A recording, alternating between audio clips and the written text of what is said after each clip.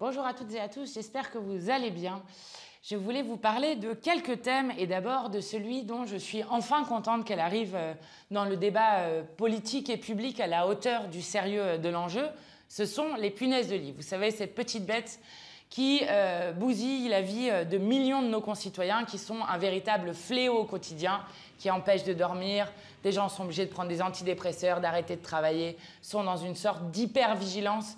Donc c'est un problème de santé publique et jusqu'alors le gouvernement a ignoré toutes nos alertes puisque la première fois que j'ai parlé de ce sujet politiquement, c'était en 2017 et en 2019 on a fait une énorme campagne avec des associations, des syndicats de locataires et des collectifs de parents qui se battaient parce qu'il y avait des punaises de lit dans leur école pour que ça soit désinsectisé.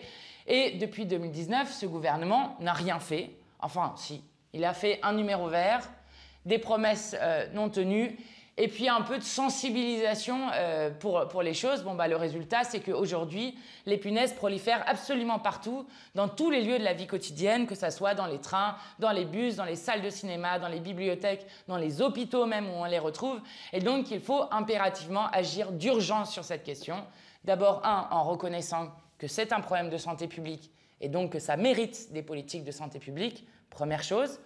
Deuxième point, parce que derrière, il faut créer un service public de désinsectisation parce que c'est la seule manière d'avoir une intervention qui est gratuite pour les gens, donc qui permettra à chacun et à chacune de se débarrasser des punaises de lit, qui permettra d'utiliser des méthodes qui sont efficaces, respectueuses de l'environnement et des habitants dans les logements, parce qu'aujourd'hui, les entreprises privées, en plus de se gaver sur votre dos en faisant des tarifs exorbitants, utilisent bien souvent des insecticides ou des produits chimiques qui sont inefficaces sur les punaises de lit.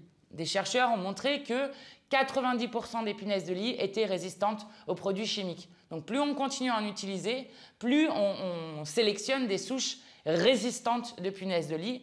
Et enfin, parce que quand on parle de punaises de lit, on parle de 230 millions d'euros par an pour les ménages.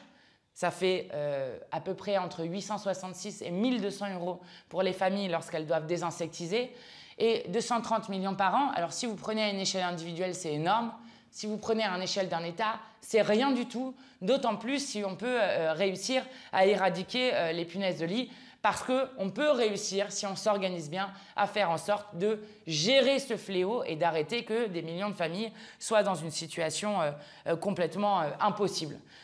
Je vous fais quand même une petite alerte sur, vous avez peut-être vu cette séquence Pascal Praud, qui pose la question innocemment de savoir si les punaises de lit ne seraient pas liées à l'arrivée et à l'hygiène de vie d'exilés et de migrants. Est-ce qu'on sait pourquoi il y a plus de punaises de lit aujourd'hui? Est-ce lié à l'hygiène? Je vais poser toutes les questions. Il y a beaucoup d'immigration en ce moment. Donc qui arrive à faire un exploit, c'est-à-dire le lien entre punaises de lit et immigration, même dans une parodie Palmacho. S'il neige aujourd'hui, est-ce qu'on peut encore dire que c'est la faute des Arabes? Oui, c'est de leur faute. Mais je pose la question, j'ouvre le débat. Je vais poser toutes les questions. Ils étaient en deçà de la réalité de ce que propose Pascal Praud sur la chaîne CNews avec Bolloré qui ne se cache pas d'utiliser ces médias pour mener un combat civilisationnel pour le citer. Pascal Praud ranime le pire des réflexes racistes sur cette question. Et notamment, je rappelle que dans l'histoire de France, en 1920, vous aviez un certain Charles Maurès de l'Action française qui disait « L'effroyable vermine des Juifs d'Orient apporte les poux, la peste, le typhus ». Eh bien, je vais vous répondre, monsieur Pascal Praud, les punaises de lit n'ont pas de classe sociale, elles ne connaissent pas de couleur de peau, elles ne connaissent pas de religion, elles vont sur tout le monde parce que la seule nourriture qui les intéresse, eh bien, c'est le sang des gens et c'est la seule nourriture qu'elles ont. Donc, ça n'a rien à voir. Que vous soyez riche ou pauvre, que vous viviez dans un taudis ou dans un palace, vous pouvez avoir des punaises de lit. Et que ça serait bien de ne pas faire des raccourcis d'un racisme comme cela qui ne permet pas de comprendre l'ampleur de la situation et donc de le traiter et qui n'ont qu'un seul enjeu à la fin, d'essayer de culpabiliser les gens en laissant croire que les punaises de lit seraient liées à une forme d'invasion ou à une forme d'hygiène de la personne. Les punaises de lit n'ont rien à voir avec l'hygiène, n'ont rien à voir avec la propreté. Tout le monde peut en avoir et c'est pour ça qu'il faut une politique nationale sur cette question. Ça, c'était le premier sujet et je suis contente qu'enfin on en parle pour espérer que le gouvernement prenne enfin des mesures sur cette question. Le deuxième sujet dont je voulais vous parler, c'est le sujet dont nous discutons en ce moment à l'Assemblée nationale et dont nous avons commencé la semaine dernière à discuter. Alors, vous l'avez vu dans notre pays, les chiffres sont dramatiques. Vous avez un nombre de gens qui arrêtent de manger un repas par jour, qui font la file devant les banques alimentaires, qui disent vivre à découvert, un Français sur 5 qui vit à découvert, qui disent qu'ils se restiennent dans la nourriture pour faire en sorte que leur enfant puisse manger, etc., etc. Nous sommes dans une situation de maltraitance sociale qui est insupportable. Eh bien, que fait la Macronie à la rentrée parlementaire? Elle décide d'en rajouter une couche. Alors, c'est la suite de la réforme des retraites pour faire travailler les gens jusqu'à 64 ans. C'est la suite des réformes de l'assurance chômage qui avait déjà fait baisser les indemnisations pour les gens. C'est le projet de loi France Travail. Dans le projet de loi France Travail, alors tout le monde devient employable. Donc, vous avez les demandeurs d'emploi, les chômeurs, mais aussi les personnes en situation de handicap, les personnes au RSA, les conjoints et conjointes des personnes au RSA. Absolument incroyable. Et donc, on demande à tout le monde de s'inscrire dans ce réseau France Travail. Et il y a la possibilité, si vous ratez un rendez-vous, si vous ratez une obligation à un moment, eh bien, tout simplement qu'on suspende tout ou une partie de votre RSA. Je rappelle que le RSA est un droit dans notre pays, qui est un droit pour que tout le monde ait un minimum de survie dont nous trouvons qu'il est bien trop faible. Eh bien, que vont-ils faire? Ils proposent de l'enlever si vous ratez une obligation. Et nous avons demandé à minima qui respecte une certaine décence. Je rappelle que le RSA, c'est 600 € par mois. Donc vous voyez comme les gens vivent bien avec le RSA. Hein, parce que j'aimerais bien voir un seul des membres du gouvernement vivre un seul mois avec 600 € par mois. Quand on leur a demandé le minimum, c'est-à-dire de faire en sorte que quand il y a des enfants dans la famille, on ne puisse pas suspendre le RSA, arrêter le RSA. Quand il y a des mères célibataires avec des enfants, parce que ce sont souvent des femmes au RSA, et d'ailleurs souvent aussi des mères seules qui sont au RSA, eh bien, et qu'il y a des enfants, qu'ils ne puissent pas arrêter le RSA des gens sans les laisser sans rien pour vivre. Eh bien, même ça, ça a été refusé par les macronistes. Et ça va avec une deuxième chose qui a été faite la semaine dernière, qui est le texte de programmation des finances publiques de maintenant jusqu'à 2027. Il prévoit la pire cure d'austérité qu'ait jamais connue notre pays. 70 milliards d'austérité, d'économie sur le dos des Français. 70 milliards d'austérité, c'est énorme. On n'a jamais connu ça. Ça veut dire que là où il faudra, par exemple, 10 lits de réanimation, il n'y aura que 5 lits de réanimation et des gens qui vont peut-être mourir dans les couloirs.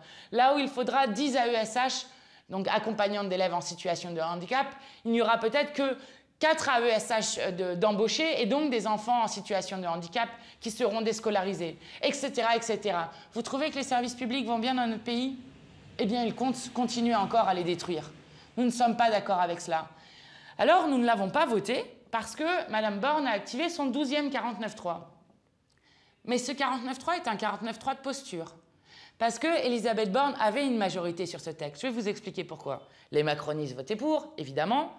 Mais ensuite, derrière, les Républicains et surtout le Rassemblement national, alors qu'on avait rejeté déjà 2 fois cette loi à l'Assemblée, et le Rassemblement national se sont abstenus, donc ont refusé de voter contre la pire austérité qu'ait jamais connue notre pays.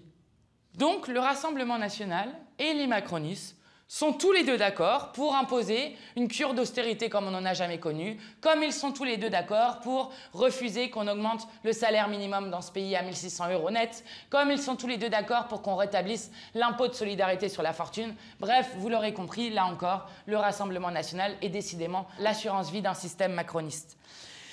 Donc, on va avoir des batailles à mener, notamment sur le budget qui va arriver, mais c'est 70 milliards, collez-vous-le bien dans la tête, ils veulent vous faire 70 milliards d'économies sur vos vies. Et je rappelle juste un chiffre qui est sorti dans l'alternative économique que je vous donne pour vos discussions autour de vous. Rien qu'en 2022, avec toutes les mesures fiscales de Macron, que ce soit la suppression de l'ISF, c'est 47 milliards d'euros de manque à gagner pour l'État. C'est-à-dire 3 fois plus l'effort qu'ils veulent nous faire cette année, puisque dans le budget, ils veulent faire 16 milliards d'économies. Donc vous comprenez bien que ces gens appauvrissent l'État, disent ensuite que ça ne fonctionne pas, et derrière refont des cours d'austérité en plus. Enfin, il y a un sujet quand même d'espoir que je voulais partager avec vous, parce que je trouve que c'est très impressionnant. C'est ce qui s'est passé à Quimper, mais qui s'est passé ces dernières semaines aussi dans différentes villes du pays, et qui sont... souvent des petites villes dans lesquelles il y a une mobilisation de quasi l'ensemble de la population de la ville. Là, à Quimper, il y avait une manifestation pour sauver les urgences de Carhaix. Carhaix est une petite ville en centre-Bretagne et dans cette ville-là, ils ont déjà remporté des victoires. En 2008, on leur proposait de fermer la maternité, ils se sont mobilisés, ils ont gagné. De nouveau, début 2023, ils ont de nouveau annoncé la fermeture de la maternité avec cette phrase très sympathique de la directrice du centre hospitalier de Brest, dont dépend l'hôpital de Carhaix, qui disait « Bon, puisque les Guyanaises mettent 3 jours à aller en pirogue pour aller accoucher, eh bien les centres bretonnes peuvent bien faire 3/4 d'heure de route pour aller accoucher. » Donc, puisque c'est pire à un endroit, faisons pire absolument partout, qui est une logique de moins 10 ans qui est absolument incroyable de la part de la direction d'un hôpital comme ça.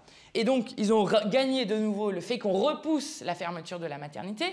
Et là, leurs urgences sont fermées depuis cet été. Alors, elles sont régulées, comme on dit, c'est-à-dire que, pour dire comme le disent les gens là-bas, les urgences sont ouvertes, mais on ne peut pas s'y faire soigner, puisque vous ne pouvez pas vous présenter directement aux urgences et vous y faire soigner. Pourquoi? Par manque de personnel. Et ça, c'est toutes les politiques de santé qui ont été menées depuis des années, dont M. Macron est lui aussi responsable, puisqu'il a enlevé 4 milliards d'euros à l'hôpital public dans le précédent quinquennat. Eh bien, à cette manifestation, il y avait 2000 personnes, ce qui est énorme. Dans les précédentes manifestations à Carhaix, il y a eu jusqu'à 8000 personnes qui étaient là, donc une mobilisation massive, qui sont allées manifester devant la préfecture pour sauver leurs urgences et les hôpitaux de Carhaix. Et dans ces manifestations, il y a eu des images extrêmement fortes. Bon, il y a eu une répression inacceptable sur les manifestants, première chose, alors qu'ils manifestaient pacifiquement, mais il y a eu des images très fortes. Vous voyez des mères qui sont ceintes de leurs écharpes, qui essayent de passer à travers un cordon de police pour faire en sorte de pouvoir accéder aux gens, là, avec des images qui sont des images assez rares en fait. De même que vous voyez un maire qui est en train de pousser une catapulte qu'ils ont amenée devant la préfecture de Quimper en disant « Macron, lui, a bien sorti l'artillerie lourde pour détruire l'hôpital public ». Eh bien, je trouve que ces symboles, cette défense avec le grand nombre qui dit que jamais ils n'accepteront de ne pas pouvoir être soignés sans devoir faire 1 heure de route, sans devoir perdre des chances de vie, parce que c'est de ça dont on est en train de parler dans beaucoup d'endroits de ce pays, eh bien, je trouve que c'est une lutte exemplaire et qui nous montre que lorsque nous prenons les grandes causes communes de ce pays, et notamment si nous prenons parmi les plus grands déserts médicaux du pays, entre la Guyane, qui est un désert médical dont je parlais tout à l'heure, entre l'Aisne, un département rural, et la Seine-Saint-Denis, qui est, lui, un département collé à Paris, eh bien, nous avons des grandes causes communes lorsque nous parlons de la question de la sauvegarde du service public hospitalier et de la santé qui est notre bien commun à toutes et tous. Eh bien, je crois que là, on fédère le peuple